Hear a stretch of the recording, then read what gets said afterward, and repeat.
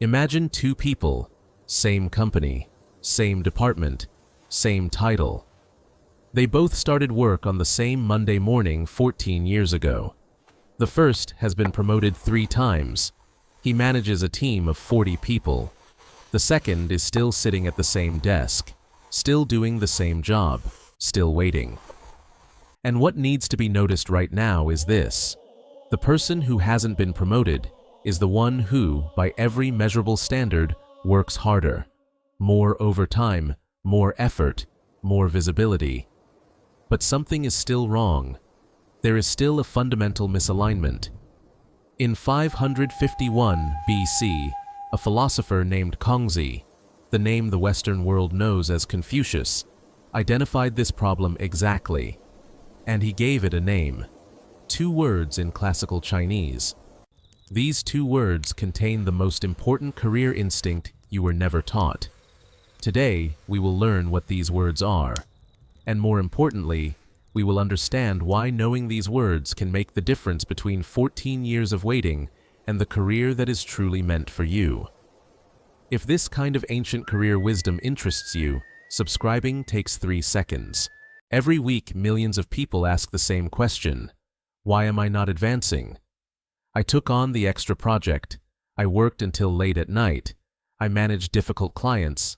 I never complained. And I'm still in the same place. Modern career coaches usually give the same answer to this question: work harder, be more visible, build a better network, think more strategically. But none of these answers gets to the root of the problem, because the problem is often not about performance. Confucius, in the Analects he wrote in the 5th century BC in the state of Lu, one of the most studied texts in human history, said, "If names are not correct, language does not accord with truth. When language does not accord with truth, nothing works." Analects, Book 13, Chapter 3. He was writing about governance and the order of the state, but without realizing it, he was also describing every modern organization. Zhengming. Zhengming. In Pinyin romanization, Zhengming. Translated word for word, it means the rectification of names. But this is a simple translation. It does not fully convey the weight the concept carries. What Confucius meant was this: every person, every role, every responsibility must have a correct name. And that name must correspond exactly to reality. If a person carries the title of manager, they must truly act like a manager, think like a manager, make decisions like a manager. If there is a gap between title and behavior, the system begins to decay. This may sound abstract, but modern behavioral science is confirming in a different language today what Confucius said in the 5th century BC. Role identity research conducted at Stanford University reveals that when there is inconsistency between the title people hold and their actual function, they enter a chronic stress cycle. This is called role conflict. It reduces performance, it erodes motivation, and most importantly, no matter how hard these people work, they feel as though they are not advancing in the right direction, because they aren't. Without Zhengming, there is no direction. In the time of Confucius, there were 2 officials in the state of Lu. The first was an advisor to Kongzi. He possessed a brilliant intellect. He had a ready answer for every question. He was visible at court. He was seen with the right people in the right places. His title was grand. Those around him showed him respect, or at least pretended to. The second worked outside the palace. He talked with farmers. He listened to the problems of local officials. No one knew him. His title was modest. 10 years later, when the state was shaken by a crisis and they went to Kongzi, there were no answers. The advisor with the grand title was not actually an advisor. He only appeared to be one. The second official had already found the solution. Because he knew what he was. And because he knew what he was, he also knew what he needed to do. Confucius does not tell this story in the Analects, but he writes Zhengming for exactly this reason. Because what he saw throughout his life was this: the moment the title becomes disconnected from reality is the moment everything begins to unravel. Let us pause here. Because if Zhengming remains as an abstract philosophical concept, it is of no use. We need to make it concrete. Drawing from the teachings of Confucius, there are 4 fundamental types of misalignment in the modern career world.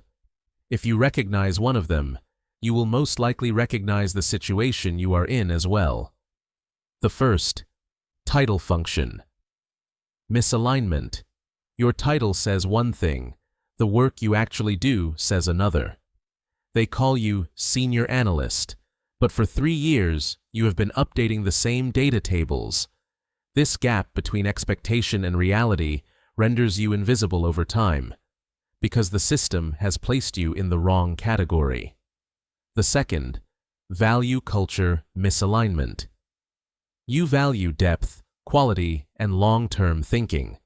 The company values speed, visibility, and short-term metrics.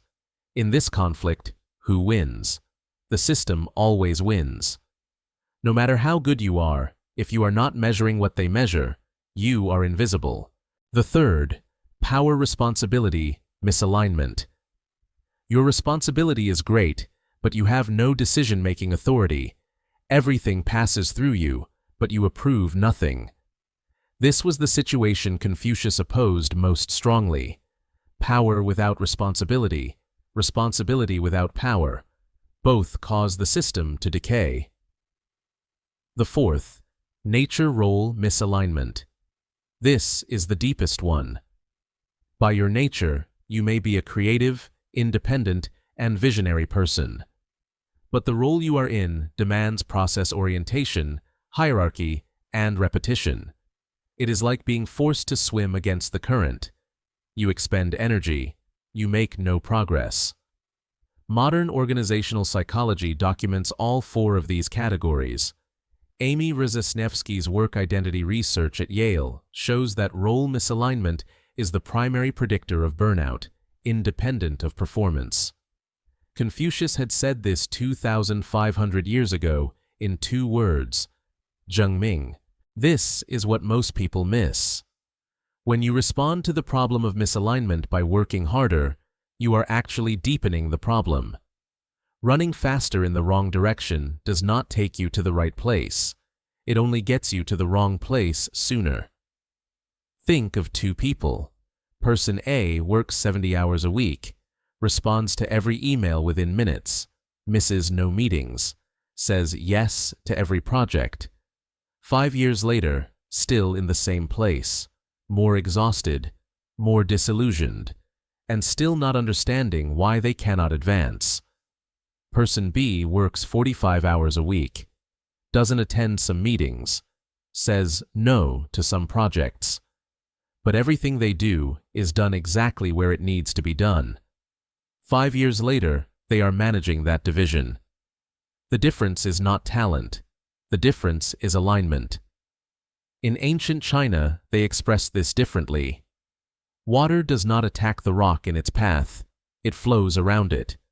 But in doing so, it finds exactly the weakest point of the rock, and in the end, it pierces the stone. Confucius's concept of Zhengming says exactly this. First, find the right place, then work. When this order is reversed, effort goes to waste. So did Confucius leave this concept merely as a philosophical idea? No. He applied it to his own life, and this application led to his most courageous and most misunderstood decision. In the second part, we will examine Confucius's decision to leave the state of Lu. Why did he abandon a stable position? Why is staying without Zhengming the most dangerous option? And how do you apply Zhengming to your own career today? In 497 BC, Confucius was 53 years old. At this age, most people maintain stability. They do not take risks. They hold on to what they have. Confucius did the exact opposite. He left his position in the state of Lu, which at the time corresponded to the role of Minister of Justice, and departed from court. He took his students with him and spent the next 13 years traveling between different states, searching for a ruler who would understand him. Viewed from the outside, this decision was a disaster. Viewed from the inside, this decision was Zhengming itself. Confucius had realized the title he carried in the state of Lu no longer corresponded to reality. The court heard his words but did not implement his ideas. His title was advisor. But in reality, he had become someone who spoke without being heard. And according to Confucius, this was the most dangerous situation, because remaining in the wrong place does not merely stop you, it slowly erodes you. Modern psychology calls this learned helplessness. Martin Seligman's 1967 research at the University of Pennsylvania shows that when a being repeatedly sees its efforts go unrewarded, it stops making efforts entirely. Not only in that environment, in every environment. Staying too long in the wrong place dulls the capacity to move to the right place as well. Confucius knew this 2,500 years ago. Leaving was not giving up. Leaving was staying true to Zhengming. Most people who learn about Zhengming immediately ask, "So should I leave where I am now?" This is the wrong question. The right question is, does the place I am in correspond to my real name? Because Zhengming sometimes means leaving, but sometimes it means the exact opposite, deepening, taking root, transforming the role you hold. In Chapter 8 of the Tao Te Ching, Lao Tzu writes, "The highest good is like water. Water benefits all things and does not compete. It stays in the places people despise. Therefore, it is close to the Tao. Water chooses the lowest place. But this choice is not weakness. This is the most powerful positioning, because water shapes every place it goes. Zhengming does not tell you to flee from what is stopping you. It tells you to see what is stopping you. And once you see, it tells you to act like water. Sometimes you flow around from below. Sometimes you wait. Sometimes you seep into the thinnest part of the stone. But always, you are moving in the right direction." Now let us bring this philosophy to the present day. Drawing from the teachings of Confucius and modern career research, there are 5 concrete steps for applying Zhengming to your own career. First step, write your name. Write the title you currently carry on a piece of paper. Next to it, write what you actually do, one by one. Where do you spend 70 hours of your week? How much do these 2 lists overlap? How much do they diverge?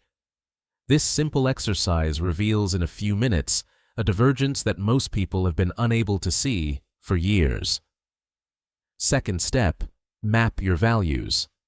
When Confucius speaks of ren, human goodness, in the Analects, he says, "Do not impose on others what you do not wish for yourself."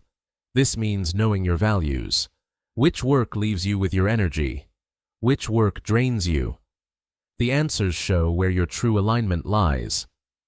Third step, measure the Zhengming gap. Make the distance between the role you are in and your true function concrete. If this distance is small, optimize. Transform your role from within. Give your title its real content. If this distance is large and growing larger, this is a signal. Confucius saw this signal 13 years early. Most people see it 13 years late. Fourth step, search for the right name. Which title, which role, which responsibility defines your true function exactly? Take this question seriously, because without finding the right name, you cannot find the right place. Confucius searched for 13 years. He knew this was not a process to be rushed, but he never stopped searching. Fifth step, initiate small Zhengming actions. Major career decisions are not made in a single moment. They emerge through the accumulation of small alignment actions. This week, do something that reflects your true function, whether your title permits it or not. Bring an idea forward. Take ownership of a project. Make a decision. Like water, find your own path. Because the system, over time, notices people who possess Zhengming. It took 13 years. For 13 years, Confucius moved from state to state. Some rulers listened to him politely and sent him on his way. Some never received him at all.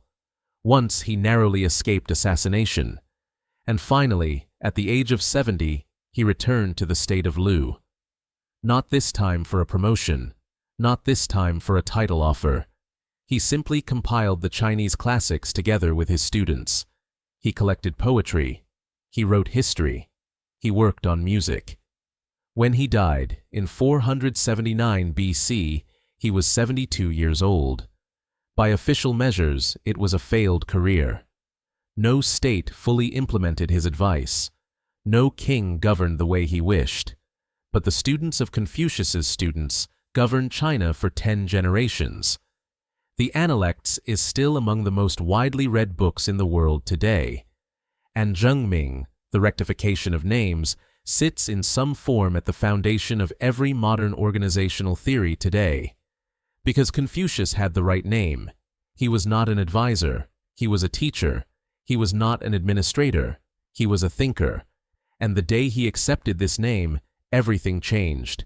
Success sometimes does not see you. But the person who possesses Zhengming, when they are seen, is recognized, because that person already knows what they truly are. Chapter 78 of the Tao Te Ching says, "Nothing in the world is as soft and yielding as water. Yet nothing is better at overcoming the hard and strong." Water does not struggle. Water does not force. Water simply flows. And everywhere it flows, it finds its own straight path.